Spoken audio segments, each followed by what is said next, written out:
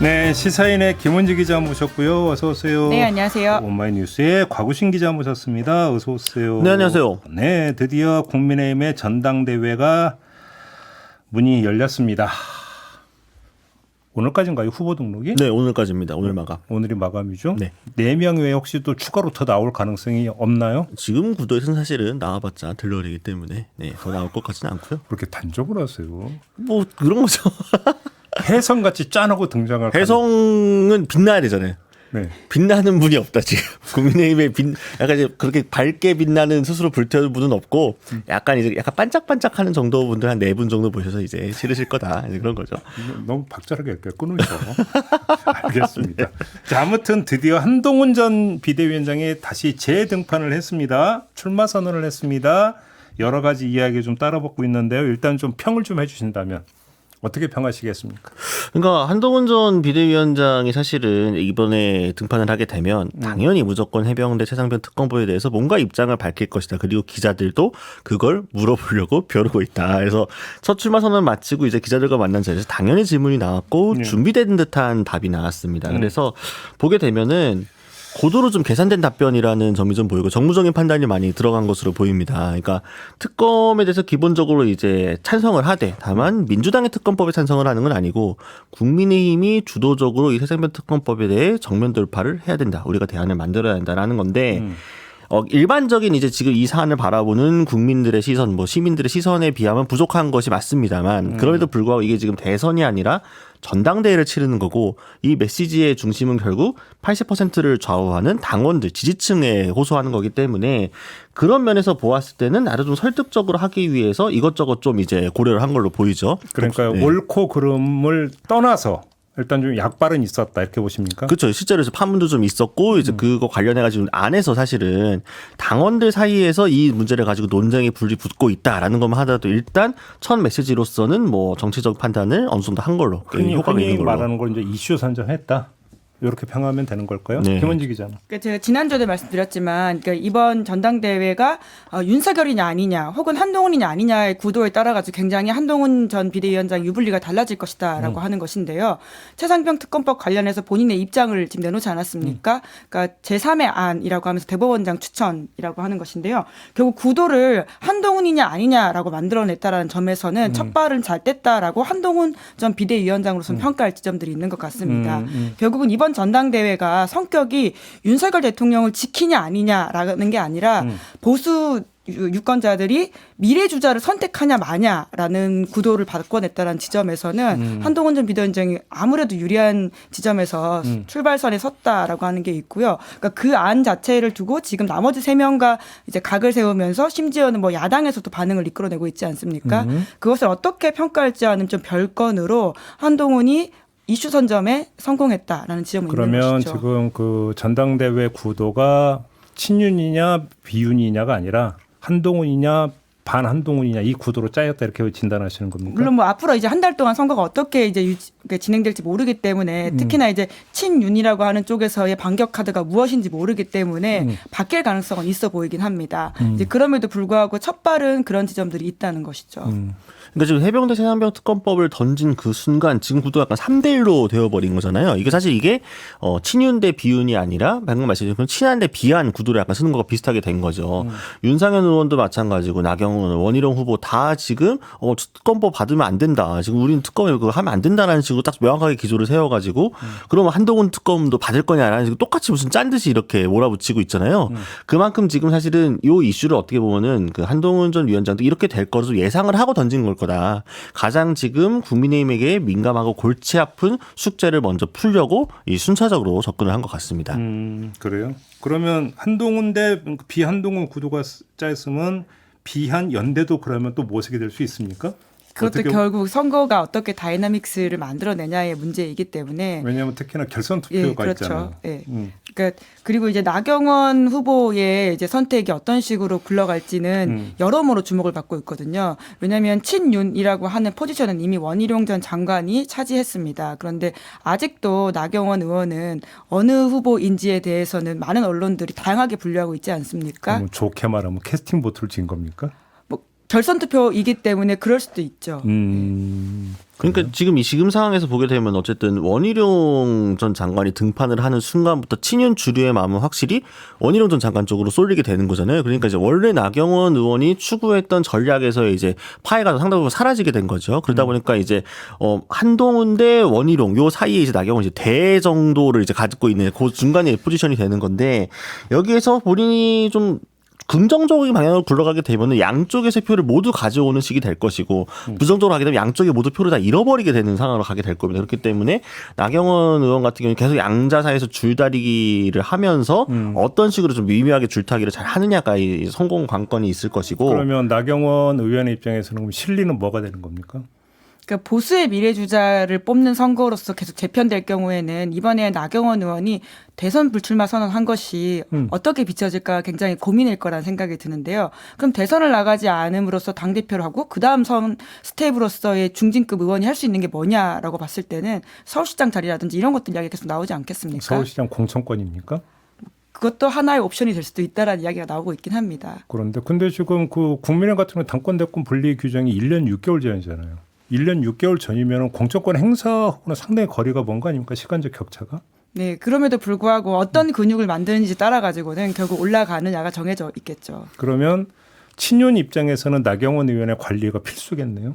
양쪽 다이지 않을까라는 생각이 듭니다. 그렇죠. 몸값은 올라간다. 그렇죠. 그러니까 나경원 의원 같은 경우에는 그러니까 본인이 원해가지고 이제 비운이 된 게 아니었거든요. 사실은 그 전에도 이제 연판장 돌고 막 하고 했을 때도 그냥 찍혀가지고 이제 나가 떨어지는 상황이 벌어지다 보니까 어쩔 수 없이 거기 상황을 휩쓸려가지고 비운이 된 건데 본인은 자기가 비운이라고 선언을 한 적도 없거든요. 그렇다고 또 확고한 친윤인 것도 아닌 그런 모호한 상태였기 때문에 어떻게 보면 원래 본인의 계획대로 하면 조금 더 친윤과의 거리감을 좁히는 쪽으로 갈 수도 있던 상황이었는데 이제 이거에 대해서 원희룡 전 장관이 이제 문자로 갑자기 확 돌려버리는 순간부터 이 구도가 완전 깨져버리게 된 거죠. 그래서 뭐 내부적으로는 꽤 뭐 분개했다 뭐 이런 설도 있습니다만 어쨌든 나경원 의원 같은 경우는 지금 계산기가 복잡하게 돌아갈 수밖에 없는 상황인 거고 그러면은 이 복잡해진 구도 사이에서 캐스팅 보트, 그러니까 본인이 직접 당선될 가능성은 적지만 캐스팅 보트를 줄만한 사람이 누구인가? 뭐 예를 들면 윤석열 의원 같은 경우에도 본인이 단독으로 해가지고 완주를 한다고 하더라도 뭐 이렇게 큰 성과를 내기서 어려운 상황이다 기본적으로 이런 게 있고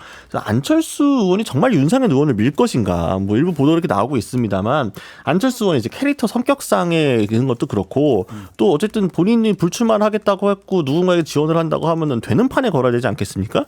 윤석열 의원 말고 다른 쪽에 걸 수도 있다. 그래서 제가 좀 어제 재밌게 봤던 부분 중에 하나는 이 최상면 특검법과 관련해 가지고 당내 모든 다른 주자들이 다 특검 안 되라고 했는데 안철수 의원만 특검에 대해서도 긍정적으로 원래부터 이제 얘기했으니까 하면서 정면 돌파라는 워딩을 같이 썼어요. 한동훈 전 위원장도 정면 돌파라고 했고 안철수 의원도 정면 돌파 필요하다라고 했거든요. 저는 구도가 가게 되면은 안철수 의원도 한동훈 전 위원장 쪽으로 붙을 수도 있다. 윤상현 의원이 아니라. 아무튼 중간 정리라면 이로써 용산과 한동훈 전 위원장은 확실하게 이제 틈이 더 벌어졌다 이렇게 봐도 되는 거죠. 네, 게다가 그리고 이제 제가 이제 첫 발을 잘 이제 선점했다라는 취지에서는 그런 말씀을 드렸는데 그럼에도 불구하고 한 달 선거가 남아있기 때문에 어떻게 될지 모른다라고 하는 차원에서 지점을 하나 더 짚어드리자면 결국 최상병 특검법이라고 하는 것이 특검법이 만에 하나 굴러가게 될 경우에 정부로서는 여당으로서는 컨트롤할 수 없다라고 하는 두려움들이 분명히 있거든요. 그러니까 그것이 더 커졌을 때 그러니까 한동훈이냐 아니냐가 아니라 윤석열 대통령을 보호하는 것 자체가 보수 붕괴를 막는다라고 하는 그 아주 큰 프레임으로 친윤 그룹에서 들고 나올 경우에는 한동훈 전 비대위원장이 불리한 형국이 될 수도 있습니다. 거기에 가장 큰 포지션을 차지하는 건 전 민주당일 거라고 보거든요. 만약에 민주당이 한동훈 전 비대위원장 안에 수정안이라도 받겠다라고 한다면 결국 한동훈과 민주당이 한편이 돼서 윤석열을 망가뜨리려고 한다라고 하는 그 프레임으로 친윤 그룹이 가지고 올 수 있고 배신자 프레임이 작동이 된다. 네, 그게 그리고 효과를 발휘할 수도 있습니다. 왜냐하면 8대2이기 때문에요. 그러니까 아직은 한 달 동안 모른다라고 하는 것이죠. 근데 하여간 그 다음 스텝 전에 아무튼 용산은 부글부글 끓고 있다는 보도도 있던데 그러면 용산이나 찐윤 쪽에서도 뭔가 이제 그 액션에 들어갈 거 아닙니까? 그게 뭐가 될까요?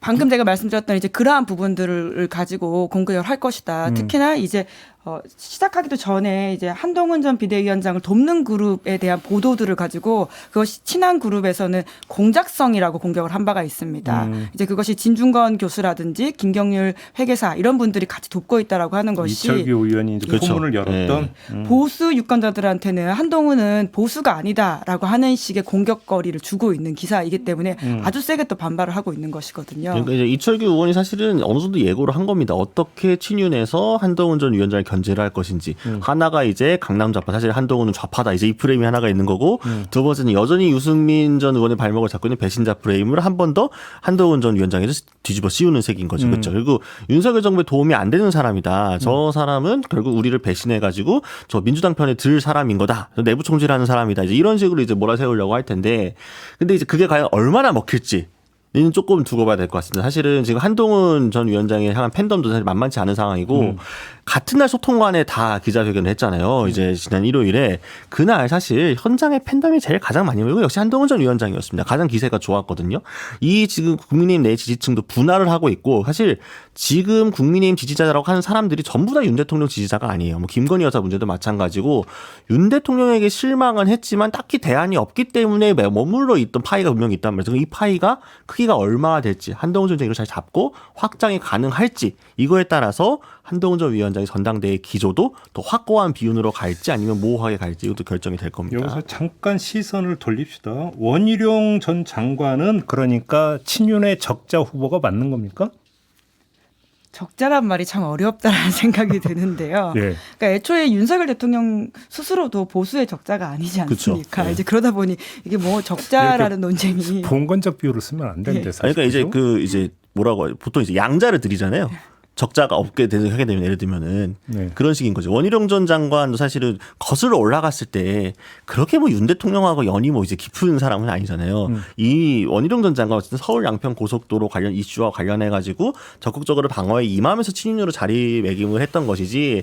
근데 방금 또 이제 김은지 기자가 잘 지적하신 것처럼 또 윤석열 대통령이 되게 막 보수 정통의 어떤 라인을 갖고 있고 그 상징자본 자산을 갖고 있는 사람이 아니기 때문에 사실 이렇게 순수하게 권력을 향한 요 임시적인 동맹 같은 경우에는 목적에 대해서 뭔가 조금 이제 이윤이 틀어지게 되면 바로 또 깨질 수도 있다. 그래서 족보정리까지 필요 없고 하여간 지금 국면에서 전당대회 국면에서 친윤이 미는 게 원희룡 전 장관이 맞느냐 이거죠. 근데 그쵸 그거에 대해서 1순위로. 일단은 그렇죠. 그러면 그때 심야에 한동훈 전 위원장 찾아가 만났잖아요. 그럼 그때 진짜로 출마하지 말라고 한 게 맞나? 나 나갈 거니까 나오지 마 그랬던 건가요? 그러면? 그때까지만 하더라도 지금처럼 이야기가 심화되지 못했던 것으로 보이고요. 그때는 그럼 충정어른 그냥 조언?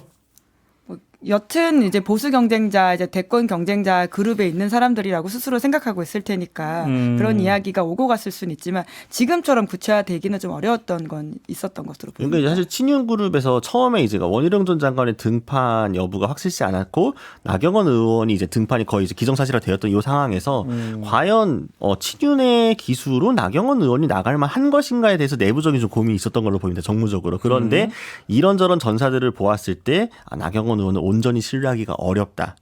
그러면은 뭔가 다른 대안이 필요하다. 그럼 그 대안이 누가 될 것인가 해서 원희룡 전 장관이 픽이 돼가지고 급하게 콜업이 된 거다. 이제 이런 식의 이야기들이 많이 나오고 있습니다.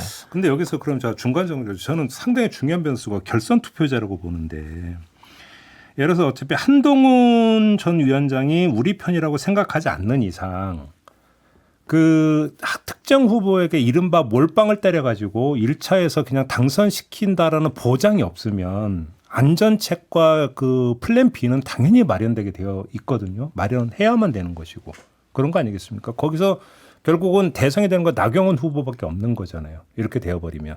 그러니까 요 얘기는 결국은 관건은 1차 투표에서 끝나느냐 결선까지 가느냐 결국은 여기서 모든 게 갈린다고 봐도 되는 거 아니에요? 간단히 정리를 하면.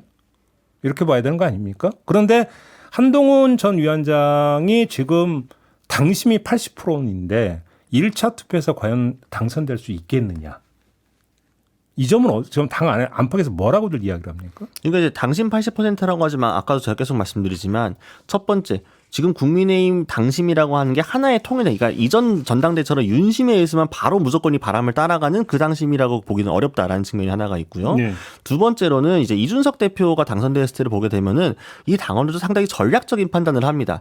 다음 대선과 선거를 앞두고 보수가 집권을 하기 위해서 유지하기 위해서 이걸 하기 위해서 어떤 후보가 필요한가에 대한 판단이 있을 것이고 그 아쉬운 부분들을 그러니까 윤석열 대통령에 대한 아쉬운 부분들 한동훈 전 위원장이 얼마나 잘 긁어주느냐 그러면서도 보수가 원래 가지고 있었던 어떤 그 선 넘지 말아야 선은 잘 지킬 것이냐 이 판단에 따라 달려 있는 거거든요. 그러다 보니까 한동훈 전 위원장 입장에서는 1차에서 바로 끝내고 이제 결선 가지 않는 식의 그림을 그릴 수밖에 없는 상황이고 플러스 최고위원까지 확보해서 유사시에도 스스로 비상사태를 불러와서 붕괴시키는 일이 벌어지지 않도록 하겠다. 이건 걸 텐데 그러면은 바꿔 말하면 친윤 쪽에서는 둘 중에 하나만 막으면 된다. 한동훈 전 위원장의 이 당대표를 저지하거나 그게 안 된다면은 최고위원회에서라도 다수를 확보해가지고 여차 유사시에 붕괴시킬 수 있게 하겠다. 이게 되는 거죠. 최고위원 얘기는 좀 이따 하고. 네. 예, 그러니까 좁고 구불구불한 길을 이제 한동훈 전 비대위원장이 잘 통과하면 말씀처럼 1차에서 여유롭게 이길 수 있을 거라고 봅니다. 그런데 당장 사실 최상병 특검법 관련해서는 중재안을 내놓겠다라고 이야기했지만 김건희 특검법 관련해서는 반대한다는 입장을 명확하게 밝혔거든요.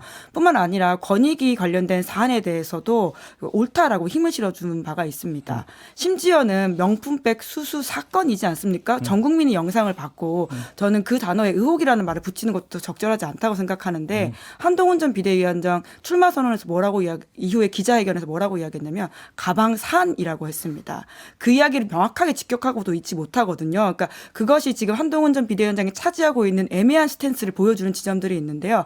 그거를 친윤 그룹에서 잘 공략한다면 보수의 차기 주자를 지키거나 만들어내는 선거가 아니라 보수를 지키는 선거, 보수 붕괴를 막기 위한 최선의 저지선을 만드는 선거라는 식의 이야기를 하게 된다면 또 이제 1차 선거가 어떻게 될지 모른다는 거죠. 알겠습니다. 아무튼 최대의 관전 포인트는 1차 선거다.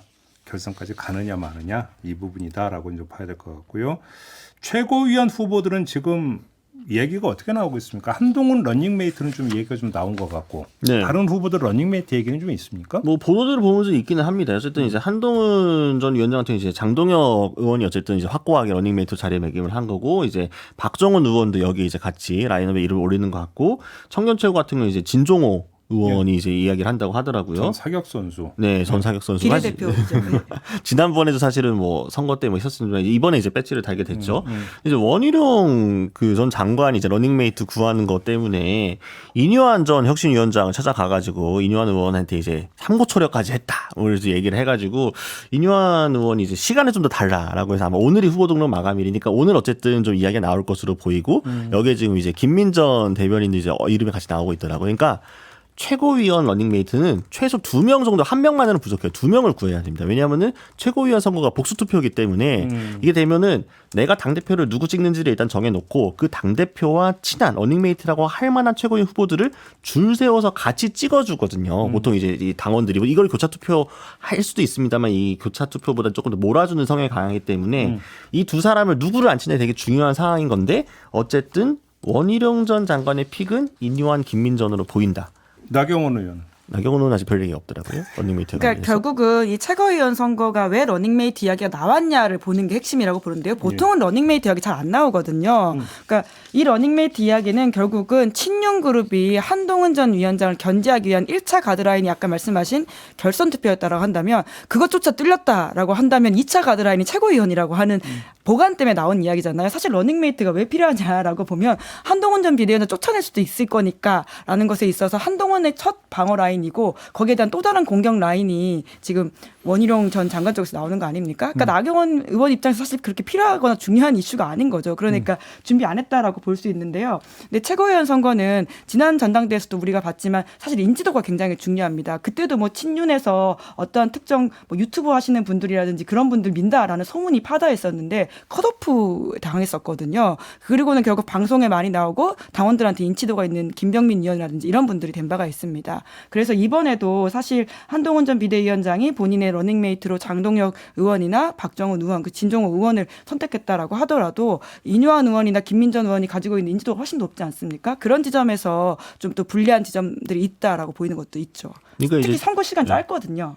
그러니까 지난번 선거 때 전당대회 때 보게 되면요, 친윤 후보가 너무 난립하는 바람에 표가 좀 분산되는 효과가 있었습니다. 그러다 보니까, 그러니까 그 중에서도 이제 그 그라데이션이 있으니까 친윤의 이제 수박 당도를 표현하지 친윤도 이렇게 쪼로로 그라데이션이 있는데 그 중에서 가장 친윤 성향이 강한 분들, 원래 이제 좀 대통령과 이제 용산 쪽에서 밀고 싶어했던 후보들이 힘을 잘 발휘하지 못하고 좀 이렇게 인지도나 이런 쪽으로 쏠려가지고 이렇게 분산됐던 측면이 있거든요. 그러다 보니까 이번에는 최대한 이제 그 표를 확보하기 위해서 아마 꽤 조율이 돼서 최고위원 후보들 같은 경우에도 물론 이제 자발적으로 나오겠다는 등판하겠다는 분들을 막을 수는 없지만 용산이든 지금 이제 친윤 쪽에서든 어떤 후보들을 내세워서 표를 이렇게 해야 최대한 최고위원회에서 파일을 차지할 수 있겠는지 이런 계산들이 아마 나올 겁니다. 그러다 보니까 이 인유한 의원이라는 것도 어떤 그런 고도의 계산이 있었던 선택인 거죠. 최고위원 선출이 상당히 중요하다라고 하는 것을 딱 지켜본 개별적인 독립자들이 런닝메이트 차원이 아니라 그냥 나 최고위원 될래 해갖고 나오는 사람들 꽤 있지 않겠습니까? 그렇죠. 이번에 있죠. 김재원 전 최고위원이 그러니까요. 출마한다라는 이야기가 있는데 김재원 전 최고위원은 사실은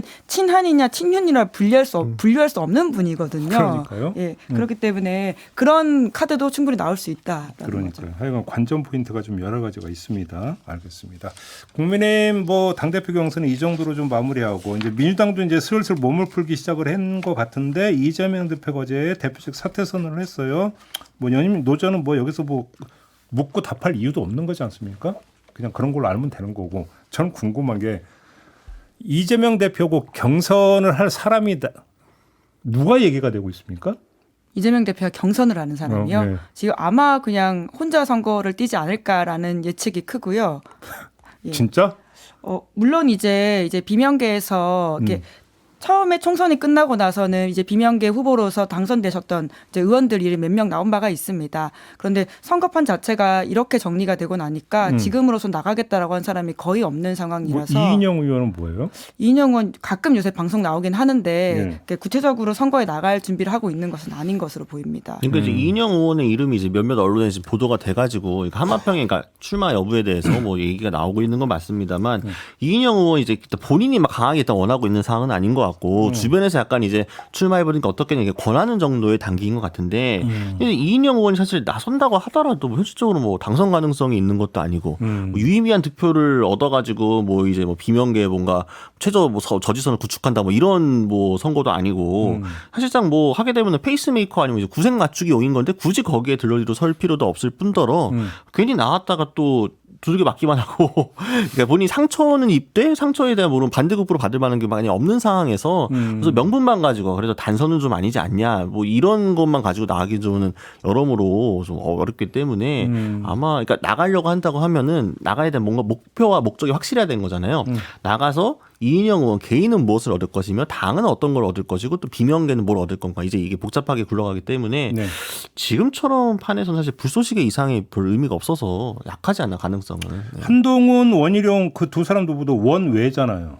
혹시 민주당에서도 원외 인사가 당 대표에 한번 도전해보는 이런 시나리오는 작동이 안 될까요? 그러니까 원래 총선 전에는 그런 이야기들이 꽤 있었습니다. 왜냐하면 8월 전당대회가 예정되어 있었기 때문에 네. 그 당시에 이제 임종석 전 비서실장이라든지 이런 분들이 다음에 당대표 출마할 수도 있다라는 식의 전망들이 꽤 있었는데요. 이번 총선이 민주당이 압도적으로 크게 이기지 않았습니까? 그걸 통해 가지고는 이재명 대표의 연임론이 이제 불을 붙게 이렇게 힘을 좀 받게 되는 지점들이 있고 게다가 또 이재명 대표도 이제 연임의 의지를 드러내고 있는 상황에서는 사실 이제 비명계가 어떤 룸 자체가 없다라고 하는 게 점점 더 커지고 있어서 그러니까 원래라면 이제 뭐 전재수 의원이라든지 이런 분들 이야기도 조금 나왔던 것으로 알고 있습니다. 선거 막 끝났을 경우에 본인이 하겠다라고 하는 게 아니라 주변에서 이제 그 정도 체급이니까 전당대회 같은 것 좀 출마해보면 어떻겠냐라는 네, 네. 권유가 있었던 것으로 아는데 근데 지금 상황이 점점 더 이제 이재명 대표 중심으로 가고 있다 보니까 다들 이제 그 공간이 열리지 않았다라고 판단하는 게 커 보입니다. 그러면 찬반 투표하는 겁니까?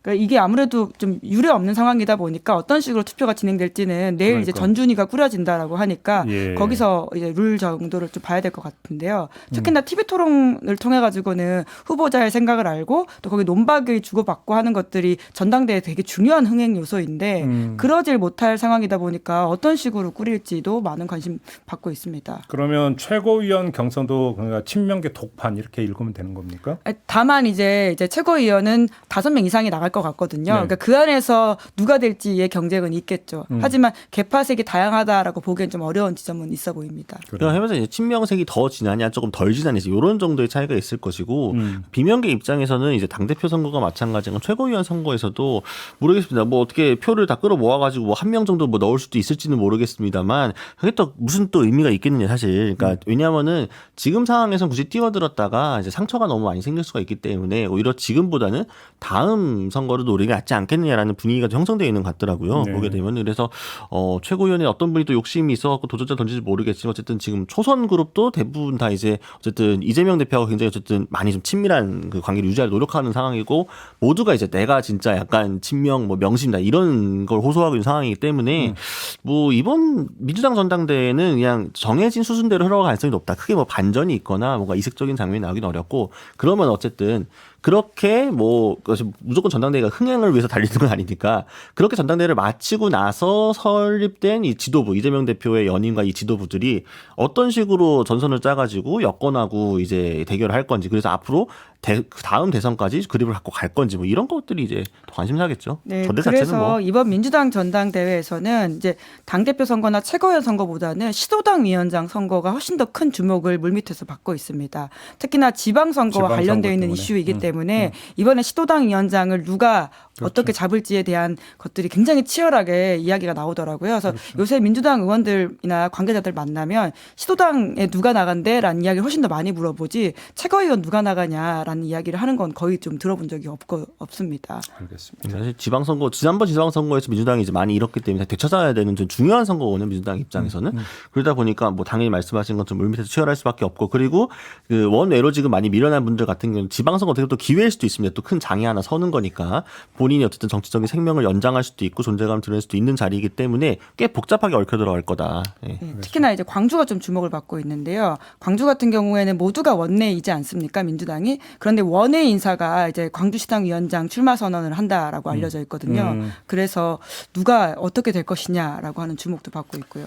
마지막으로 이 질문을 그럼 두 분께 드리고 끝내죠. 이재명 대표는 왜 연임하려고 한답니까?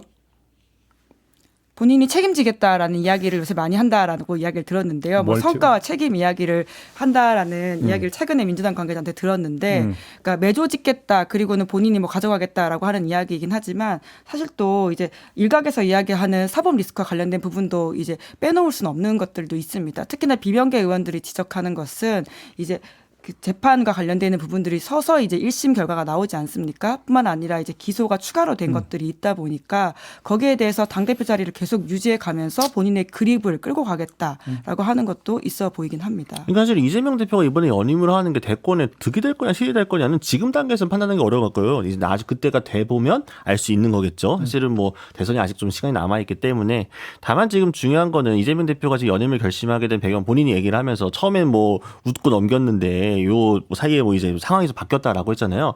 사실 요 며칠 사이에 대단히 뭔가 상황이 크게 바뀐 건 없어요. 정치적으로 보았을 때. 근데 민주당 내부에서의 고민 그리고 왜 당원들이 그토록 이재명 대표의 연임을 바라고 있을까? 이거는 사실이니까. 왜 그런 거 보게 되면은 윤석열 대통령의 대항마로서 어쨌든 싸워줄 만한 얼굴이 이재명 대표 말고는 너무 민주당에 존재감이 없는 상황인 건 분명하다. 그러다 보니까 당원들의 입장에서도 이재명 대표 말고 다른 사람의 얼굴로 들어와서 이 싸움을 이어가는 거에 대한 불안감이라는 건 별로 이제 불신들이 있는 거죠. 그러다 보니 결국 이재명 대표가 한 번 더 하는 게 지금 이 정권에서 이 전국에서 계속 가져가는 건 맞겠다라는 판단이 좀 강하게 작용한 거고 그 당원들의 마음을 이재명 대표도 알고 있기 때문에 또 결심을 한 게 아닌가. 알겠습니다.